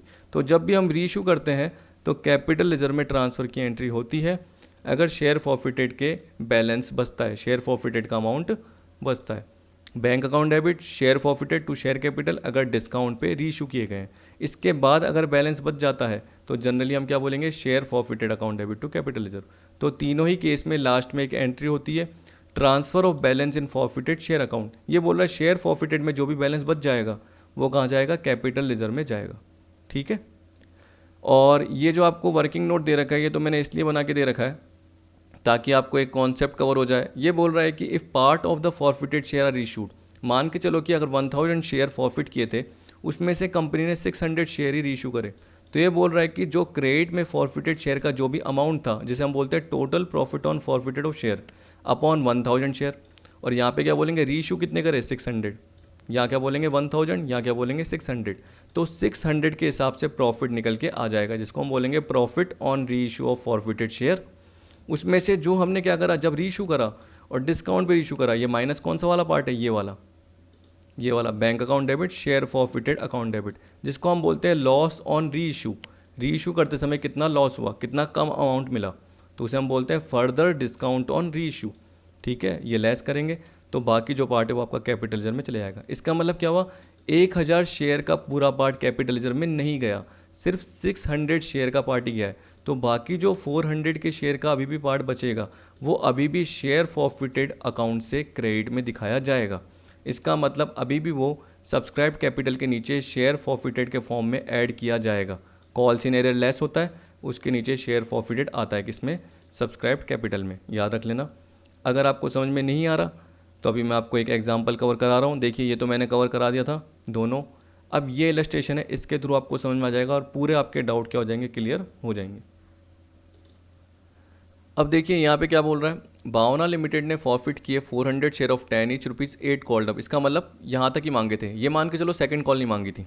देखिए अब कभी आप कंफ्यूज हो रहे हो तो आप सोचिए कि 8 कॉल्ड अप इसका मतलब क्या, एप्लीकेशन मांग ली होगी, अलॉटमेंट मांग ली होगी, फर्स्ट कॉल मांग ली होगी, सेकंड कॉल नहीं मांगी होगी, या क्या पता एप्लीकेशन ₹5 की हो, अलॉटमेंट 3 की हो, और जो फर्स्ट कॉल थी फर्स्ट एंड फाइनल कॉल वो 2 की हो, तो फर्स्ट एंड फाइनल कॉल नहीं मांगी हो। ऐसे नॉर्मल सोचिए, उसके हिसाब से सोच लेना। पर इसमें दे भी रखा है on which mister x had paid application and allotment money of ₹5 पर शेयर। देखिए इसका मतलब क्या है, इसमें फर्स्ट कॉल भी और सेकंड कॉल भी है। कैसे पता चला, एप्लीकेशन अलॉटमेंट पे मिस्टर एक्स कोई शेयर होल्डर है, उसने क्या कर दिया, 400 शेयर के हिसाब से एप्लीकेशन अलॉटमेंट ₹5 की दे दी थी। तो आप खुद सोचिए आपको क्या करना है, ऐसे करना है, 10 लिख देना है। तो आपको पता है कि 10 फेस वैल्यू है, जिसमें से ₹8 तक कॉल्ड अप की गई थी। तो आप क्या करना है, यहाँ पे आपको पता है कि ₹2 का आपका सेकंड कॉल का बात है, क्योंकि ₹5 का आपका एप्लीकेशन अलॉटमेंट है, और जो ₹2 अभी तक मांगे नहीं गए तो वो सेकंड कॉल का पार्ट है। तो जो बाकी जो बचे, देखिए 10 में से 5 और 2 गए तो बाकी कितने बचे, ₹3। तो वो किसका पार्ट होगा, फर्स्ट कॉल का पार्ट होगा। समझ गए, वो किसका पार्ट होगा, फर्स्ट कॉल का पार्ट होगा। देखिए तो उसके 400 शेयर आपने फॉरफिट कर दिए थे। वापस सोच लीजिए, जैसे मैं आपको बोल रहा हूँ कि ₹10 के हैं, उसमें से ₹8 कॉल्ड अप है। तो अगर आप 8 के हिसाब से सोचोगे तो 8 में क्या बोलोगे, एप्लीकेशन भी है, अलॉटमेंट भी है, फर्स्ट कॉल भी है। कैसे पता चला, क्योंकि एप्लीकेशन अलॉटमेंट ₹5 की है तो फर्स्ट कॉल तो ₹3 की होगी ही होगी। तो 8 में से 5 गए, बाकी ₹3 के हिसाब से नॉर्मल। अब ये बोल रहा है व्हाट एंट्रीज विल बी पास, क्योंकि हमने एक्स के शेयर फॉरफिट कर दिया 400, what entries will be pass in the books of company in each of the following cases. अब एक एक करके देखेंगे केस, मैं आपको बी और सी पहले नहीं बताऊंगा, ठीक है। If all the shares are reissued to Mr Y for ₹8 per share as ₹8 paid up. अब देखिए ये कोई पब्लिक है जिसको री इशू कर दिए, इस पर ध्यान मत देना कि सर एक्स से लेके वाई को दे दिए। जब वाई को री इशू करे तो नॉर्मल एंट्री क्या होती है, bank account debit to share capital, अगर प्रीमियम पे तो टू सिक्योरिटी प्रीमियम, डिस्काउंट पे तो bank account debit, share forfeited account debit, ऐसे हो जाता है। पर याद रखिए अगर ऐसे बोलता है कि मिस्टर वाई को ₹8 में दे दिए, ₹8 पेड अप, तो खुद सोचिए इसका मतलब क्या है। अगर कोई ₹8 पेड अप बोलते हो और ₹8 पर शेयर बोलते हो तो हमेशा रखना कि ये जनरली फेस वैल्यू के पार्ट को कवर कर रहा है, क्योंकि ये ₹8 पेड अप है। अगर यहाँ पे बोलता ₹4.7 पर शेयर या ₹4.6 पर शेयर, तो बाकी जो जैसे ₹2 हैं, क्योंकि जैसे अगर मैं ₹4.6 बोलता तो बाकी जो ₹2 का पार्ट है वो शेयर फॉरफिटेड में डेबिट हो जाता। पर चलो एक बार मैं कॉमन एंट्री पहले फॉरफिट की तो कर लूँ। तो देखिए क्या बोल रहा है, शेयर कैपिटल अकाउंट डेबिट कहाँ तक मांगा गया था, ₹8 तक, तो 400 इंटू 8। उसमें से आपको बताया कि 8 में से 5 मिल गए थे, तो फर्स्ट कॉल के ₹3 नहीं मिले थे, 400 इंटू 3 1200। और आपको पता है कि शेयर फॉरफिटेड में क्या जाता है, कितना मिल चुका है, चाहे वेरीफाई करना है तो देख लीजिए, ₹5 पर शेयर मिल गए थे, तो 400 इंटू 5 2000 आ गया। अब देखिए थोड़ा सा ऊपर कर लेता हूँ और आपको एंट्रीज का पार्ट इसमें बता देता हूँ। देखिए केस ए दिख रहा है, आप देख सकते हैं बैंक टू शेयर कैपिटल ही जनरली इसने कर रखी है, क्योंकि ये पार पे ही है, ₹8 पेड अप और ₹4.8 पर शेयर। अब याद रखना जब भी ये ₹4 का जो पार्ट है, मैं तो हमेशा ऐसे याद रखता हूँ क्योंकि सिंपल पार्ट आता है। जब भी ₹4.8 पर शेयर आपको दे रखा है, ₹4.7 ₹4.12 ये पार्ट दे रखा है आपको, तो जैसे अगर आपको ₹6 दे रखा होता है यहाँ पे, तो बैंक आएगा, क्या आएगा, बैंक आएगा। अब आप खुद दिमाग लगाओ, अगर आप 400 इंटू 8 के हिसाब से करते हो तो कितना आता है, 32, बैंक अकाउंट डेबिट आएगा, सीधी सी बात है, यानी इसका मतलब। अब अगर आप कैपिटल करते हो तो आपको पता है कि कितना है, 8 रुपीज़ ही पेड अप है, तो यहाँ पे भी 3200 आएगा, मतलब उतनी ही फेस वैल्यू का पार्ट आपने कवर कर लिया। आपने 10 रुपीज़ फेस वैल्यू नहीं बोली इसमें, अब 8 रुपीज़ पेड अप बोला है, तो मतलब फेस वैल्यू क्या हो गई आपकी, 8 रुपीज़ हो गई, इसकी ये हो गई। ठीक है, तो bank account debit to equity share capital या शेयर कैपिटल जो भी है वो नॉर्मल ये हो जाएगी। अब देखिए आपको पता है कि जैसे ये कॉमन एंट्री है और ये वाला केस है, तो इससे रिलेटेड देखिए शेयर फॉरफिटेड का कुछ यूज़ हुआ क्या, नहीं। और कितने शेयर इशू करें, ये बोल रहा है all the share. All the share का मतलब क्या होता है, पूरे 400 शेयर, तो 400 के हिसाब से 8 रुपीज़ पूरा है। तो जब भी अगर आप पूरे शेयर इशू कर देते हो और शेयर फॉरफिटेड में कोई भी क्रेडिट का बैलेंस बचता है, तो पूरा का पूरा आप कैपिटल लेजर में ट्रांसफ़र कर देते हो। तो देखिए 2000 पूरा गया। अब दूसरा केस देखना, ढंग से आपको समझ में आ जाएगा। और अगर आपको ये 8 रुपीज़ वाला समझ में नहीं आया, तो एक और पार्ट आएगा जिसमें क्या आ रहा है, 4 rupees 6 per share as rupees 8 paid up, उसमें भी समझ में आ जाएगा आपको। ठीक, अब देखिए ये बोल रहा है अगर 200 शेयर रीइशू करे टू राम को as fully paid up 4 rupees 7 per share. तो आप खुद सोचिए मैं क्या बोल रहा हूँ, 200 शेयर रीइशू करे राम को, तो 400 में से 200 किए। तो चलिए बैंक वाली एंट्री में तो आइए, ये तो कॉमन एंट्री है तो होगी क्योंकि ये तो फॉरफिट की शुरू में दे दी थी। लेकिन केसेस किससे रिलेटेड था, री इशू से रिलेटेड था। इसमें क्या बोला, बैंक अकाउंट डेबिट। अब आप बताइए, मैंने आपको क्या बताया था, जब भी 4 रुपीज़ 7, तो बैंक में कितना जाएगा आपका, जितने शेयर हैं। पहले वाले केस में ऑल थे इसलिए 400 किए थे, यहाँ पे 200 है, 200 इंटू 7 कितना आ गया, 1400। अब देखिए आगे कुछ भी नहीं दे रखा कि कितना पेड अप है, तो जनरली आप क्या बोलोगे, इक्विटी शेयर कैपिटल जो है हमारी वो कितने से है, 10 रुपीज़ है फेस वैल्यू। तो आप क्या बोलोगे, 200 शेयर पे 10 के हिसाब से कितना आता है, 2000 आता है। समझ गए। तो 2000 और 1400 का गैप क्या आएगा, 600, जो कि किस में जाएगा, डेबिट में, शेयर फॉरफिटेड अकाउंट में। समझ गए ये पार्ट। तो ये पार्ट था आपका नॉर्मल। अब देखिए आपको पता है कि शेयर फॉरफिटेड में कितना गया, 600। अब अगली एंट्री क्या होगी, इस टाइप की होगी, share forfeited account debit to capital reserve. अब आप क्या बोलोगे, सर यहाँ पे हमने जो रीइशू करे हैं वो सिर्फ कितने करे हैं, ये 200 शेयर का पार्ट दे रखा है, जबकि फॉरफिट कितने करे थे, 400।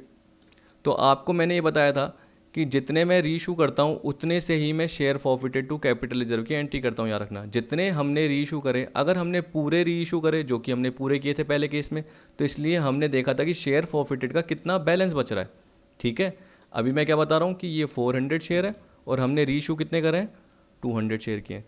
तो जो शेयर फॉरफिटेड का है ये 400 शेयर से लिंक है, तो हम क्या बोलेंगे, 2000 रुपीज़ का जो प्रॉफिट है वो 400 शेयर पे, तो 200 शेयर पे कितना होगा, कितना होगा, 1000। मतलब जितना हम रीइशू करते हैं उससे रिलेटेड हमें प्रॉफिट देखना है प्रपोर्शन में, तो 1000 रुपीज़ आ गया।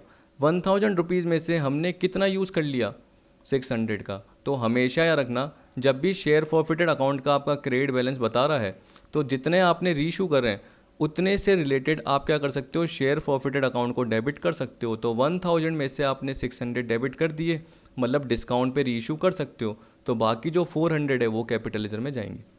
ये रहा। ठीक है, अब आप देख सकते हो कि अगर आप कॉमन एंट्री देखते हो 2000, ठीक है, जिसमें से आप 1000 आपने यूज नहीं करा। अगर आपको दिक्कत हो रही है तो ऐसे देख लेना, 2000 का अमाउंट है जिसमें से 200 शेयर से रिलेटेड तो इशू ही नहीं करे वापस से, और जिसमें से आपको बताया कि 200 के आपने इशू कर लिए, तो ये 1000 का यूज़ ही नहीं हुआ, इसको भूल जाइए इस 1000 का, क्योंकि आपको पता है कि आपके जो ये 2000 रुपीज़ हैं, तो उसमें से आपको पता है कि 2000 पूरे कितने शेयर पे थे, 400 शेयर पे थे। तो इस पर्टिकुलर 200 पे कितना एक तरीके से प्रॉफिट का पार्ट है, तो हमें पता है कि 1000 का पार्ट है। तो ये 1000 तो यूज़ नहीं हुए, लेकिन ये 1000 यूज़ हो गए। उसमें से कितने यूज़ हुए, 600 यूज़ हुए, तो बाकी 400 किस में चले जाएंगे, कैपिटल लेजर में। तो जो बाकी ये यूज़ नहीं हुए थे इस साइड वाले, आपको पता है 1000 रुपीज़, वो कहाँ जाएंगे, सब्सक्राइब कैपिटल में जाएंगे, वो अभी भी एक तरीके से पड़े हुए रहेंगे। इसका मतलब शेयर फॉरफिटेड का अभी भी 1000 का क्रेडिट बैलेंस बचा हुआ है। चाहे ऐसे देख लीजिए, 2000 थे क्रेडिट, उसमें से 600 डिस्काउंट पे और 400 आपने कैपिटलाइजर में डाल दिए, तो देखिए डेबिट कितना हो गया, 1000। तो अभी भी क्रेडिट 1000 का बचा हुआ है, जो कि हम बोल सकते हैं कि अनयूज़ है। और बाद में जब भी हम रीइशू करेंगे, जो हमारे बाकी फॉरफिट शेयर बचे हुए हैं, 200 शेयर बचे हैं ना, तो उनको बाद में यूज़ कर लेंगे और बाद में कैपिटलाइजर में ट्रांसफ़र कर लेंगे। अब अगला देखिए यहाँ पे क्या बोल रहा है कि if all the shares are reissue to Prem as fully paid up 4 rupees 12 per share. कोई प्रेम है जिसको रीइशू कर दिए, तो आप सोचिए एंट्री क्या होगी, 4 रुपीज़ 12, तो बैंक में कितने जाएंगे, 12 रुपीज़ के हिसाब से कितने, 400 इंटू 12, तो कितने होते हैं, 4800, कितने होते हैं, 4800, जिसमें से 2 शेयर कैपिटल में कितने जाएंगे। अब देखिए यहाँ पे बोल रखा है कि कुछ पेड अप कितनी है, जैसे यहाँ बोला था, यहाँ बोल रखा है कि नहीं, तो इसका मतलब फेस वैल्यू कितनी है, इसमें भी 10 रुपीज़ ही होगी ऊपर वाली। तो हम क्या बोलेंगे 400 इंटू 10, 2 शेयर कैपिटल कितने जाएंगे 4000, और 400 इंटू 2 800 सिक्योरिटी प्रीमियम में चले जाएंगे। ये रहा सिंपल पार्ट। तो देखिए जब भी मैं 4 रुपीज़ देखता हूँ ना, 4 रुपीज़ 12 पर शेयर, 7 रुपीज़ या 4 रुपीज़ ऐसे बोलता है कि 8 रुपीज़ पेड अप है और 4 रुपीज़ 8 है, तो 4 रुपीज़ 8 था इसलिए मैंने बैंक में उतना डाला, और कैपिटल में पेड अप जाएगा आपका। अगर कैपिटल में कुछ ना बोले तो वो फेस वैल्यू से रिलेटेड है। आपको शुरू के जो पहला केस था उसमें पेड अप बता रखा था, लेकिन 2 केस थे उसमें आपको पेड अप नहीं बता रखा था, उसमें 4 रुपीज़ बोल रखा था। तो इसका मतलब क्या है कि प्रेम से कितने पैसे एक तरीके से हमें मिले हैं कंपनी को, वाई से कितने पैसे मिले हैं, इस केस में वाई था, वाई से पैसे मिले, और यहाँ पे प्रेम से कितने मिले, या प्रेम को हमने कितने में रीइशू करें, तो जनरली बोल सकते हैं 12 रुपये के हिसाब से, 12 रुपीज़ के हिसाब से।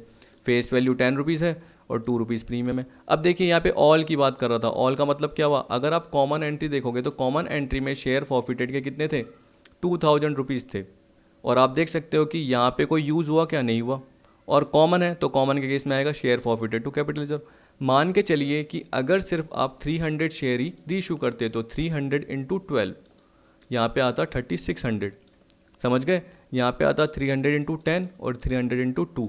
तो इस केस में हम क्या करते हैं कैपिटल रिजर्व में, तो आप सोचिए 2400 शेयर पे हैं, हमने रीइशू कितने करे 300, तो 1500 रुपीज़ आते।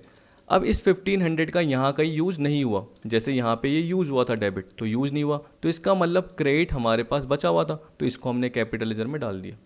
और बाकी जो 100 शेयर के हिसाब से 500 रुपये अभी भी बचे हुए हैं शेयर फॉरफिटेड के, वो सब्सक्राइब कैपिटल में जाएंगे। जैसे बी वाले केस में अपने कितने बचे थे 1000, तो देखिए क्या बोल रहा है, in case B 200 shares are reissued, amount to be transfer to capital reserve is as under, जो मैंने आपको बताया। तो यहाँ पे आप देख सकते हो ये वर्किंग नोट आपका बना के दे रखा है मैंने, यानी एक तरीके से आपका काम आसान कर दिया ताकि आपको दिक्कत नहीं हो।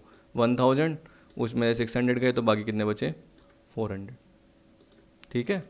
ये तो बोल रहा है in case B 200 share are issued, amount to be transfer to capital reserve is ascertain as under.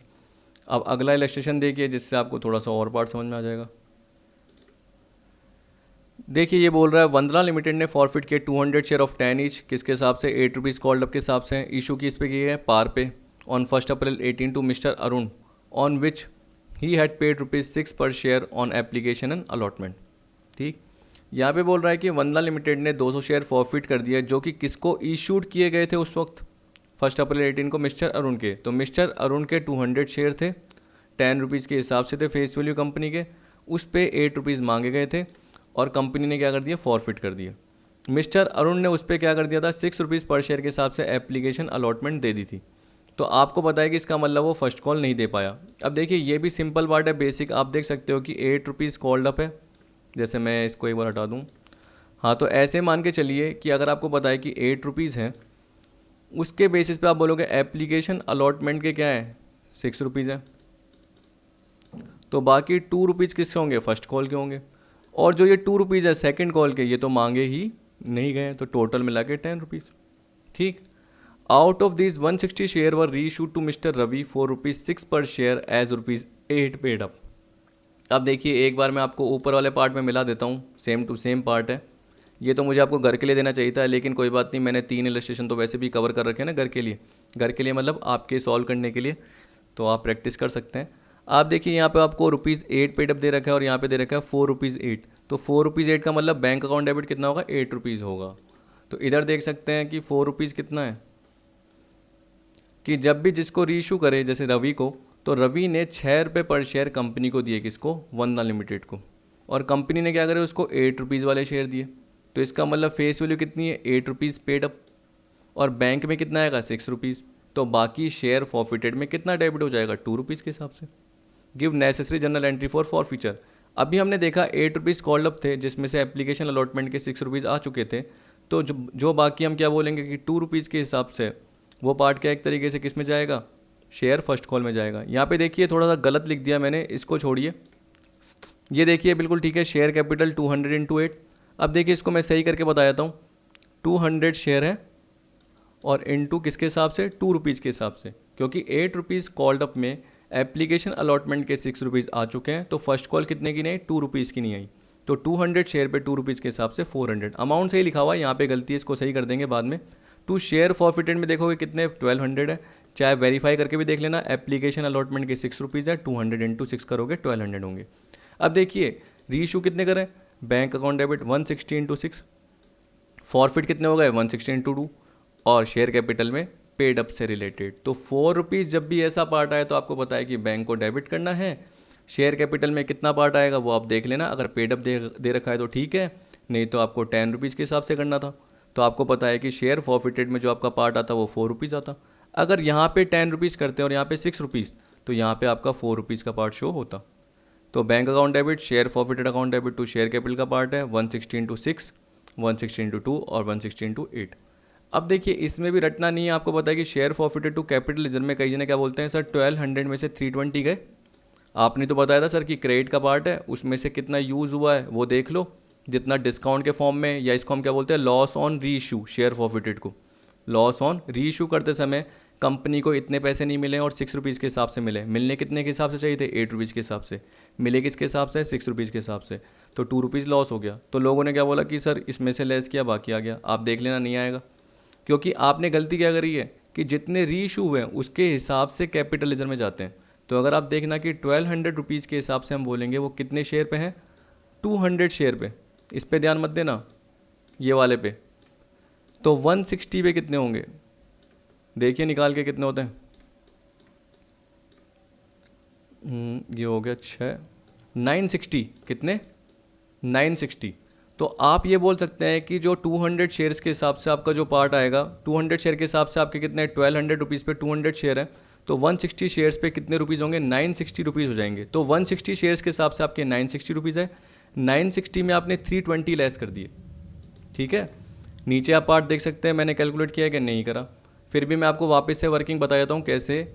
ये सोच लेना कि 200 शेयर आपने क्या करें फॉरफिट किए हैं, जिसमें से 160 रीशू करें। जितना रीशू करते हैं उतना ही आप कैपिटल लेजर में ट्रांसफ़र करते हैं। तो आपको क्या करना है, शेयर फॉरफिटेड का अमाउंट 1200 है, जो कि 200 शेयर पे रीशू कितने करें 160, तो उसके हिसाब से कितना निकल गया 960 निकल के आया। इस पर ध्यान मत देना, ये वाला नहीं है, ये अलग चीज़ है, ये तो आपको मिला है। ठीक है, तो हम क्या बोलेंगे शेयर फॉरफिटेड का जो पार्ट है वो 960 रुपीज़ का है, उसमें से 320 शेयर फॉरफिटेड के यूज़ कर लिए गए, तो बाकी कितने बचे हैं 960 में 320 लेस कीजिए तो कितना आ जाएगा 640 रुपीज़ आ जाएगा। अब देखिए 1200 में से 960 गए तो बाकी 40 शेयर के 240 रुपीज़ बच गए, वो अभी भी बैलेंस शीट में दिखाए जाएंगे शेयर फॉरफिटेड अकाउंट में, तो उस पर ध्यान मत देना। पर वो एग्जाम में पूछ लेता है there will be a balance of ₹240 in share forfeited account which will be shown in the balance sheet of the company. कभी कभी एग्जाम में आ चुका है और आपका ये पूछा जा चुका है कि जनरली शेयर फॉरफिटेड अकाउंट में कितना दिखाया जाएगा, और लोगों ने क्या कर दिया गलती से इसमें दिखा दिया ये वाला पार्ट। ये ट्रांसफ़र का है, ये ख़त्म किया जा चुका है याद रखना, क्योंकि आपको पता है कि जितने रीशो होते हैं उसके हिसाब से कैपिटल लेजर में जाते हैं, और जो बाकी बच जाते हैं तो वो कितने बचे देखिए 1200 रुपीज़ हैं, 200 शेयर के हिसाब से हैं, तो जो बच गए वो कितने बचे 40 शेयर के हिसाब से। तो आप निकाल के देख लेना 240 रुपीज़। वैसे मैंने 960 रुपीज़ 160 शेयर्स का निकाल लिया था, तो अगर 1200 में से 960 लेस करोगे तो बाकी 240 रुपीज़ वैसे भी 40 शेयर्स के ही बचेंगे। जनरली कहाँ पे आएंगे सब्सक्राइब कैपिटल में आएंगे, किसमें subscribe but not fully paid up में। जैसे आप लेस कॉल सिनेरियो करते हो उसके साथ क्या कर देते हो प्लस शेयर फॉरफिटेड कि हमारे पास पड़े हुए हैं, इसको हम कैपिटल लेजर में कब डालेंगे जब हम बाकी बचे हुए 40 शेयर्स को रीशू कर देंगे किसी भी पब्लिक को। जैसे यहाँ पे हमने किसको किया, किसी ने किसी को तो किया था, मिस्टर रवि को किया था। अब देखिए रवि से कोई मतलब था क्या, नहीं, रवि को किया, रवि से कितने पैसे मिले 960 रुपीज़ मिले। तो इस 960 का लिंक उस पर्टिकुलर 960 के साथ नहीं है। अगर आप वर्किंग नोट पिछले वाले में देखोगे तो आपको पता है कि जो 200 शेयर के हिसाब से निकाले, तो क्यों, क्योंकि इतने रीशू करें इसलिए ये 1000 निकाले और उसमें से ये यूज़ कर लिए हैं, तो बाकी 400 कैपिटल लेजर में गए हैं। तो बाकी जो 200 बचे, ये वाले 200 नहीं, बाकी जो 200 बचे उसके कितने बचे सेम 1000 रुपीज़, तो ये कहाँ जाएंगे सब्सक्राइब्ड कैपिटल में जाएंगे, subscribed but not fully paid up capital में कॉल सिनेरियो के नीचे वापस से ऐड हो जाएंगे। समझ गए? तो आई होप आपको पूरा का पूरा पार्ट समझ में आ गया होगा। मैं पूरा पसीना पसीना हो गया। अब बाकी पार्ट क्या करेंगे हम कवर अगली वीडियो में। यहाँ पे आपको ये जो जर्नल एंट्रीज दिख रही है ये आपको कवर करनी है, और ये जो इलस्ट्रेशन है जो कि मैंने आपको बताया, ये भी ओवर सब्सक्रिप्शन का आपको ज़रूर कवर करना है। अगर आपको कोई दिक्कत हो रही है तो मैं आपको बता दूंगा, वैसे भी अगले वीडियो में इससे रिलेटेड सॉल्यूशन कवर हो जाएगा। फिर आपका देखिए स्वैट इक्विटी का पार्ट है, थियोरटिकल राइट शेयर का पार्ट है, ये भी कवर कर लेंगे। जब भी आप राइट शेयर का पार्ट देखते हैं जर्नल एंट्री सेम ही होती है, कोई अलग नहीं होती। स्वैट में चाहे मैं आपको जर्नल एंट्री एक ऐसे ही मैनुअली या वर्बली करके बता दूंगा, आपको समझ में आ जाएगी। तो आई होप आपको सारी की सारी वीडियो यानी जो पूरा का पूरा पार्ट है वो पसंद आया होगा। वीडियो देखने के लिए थैंक यू।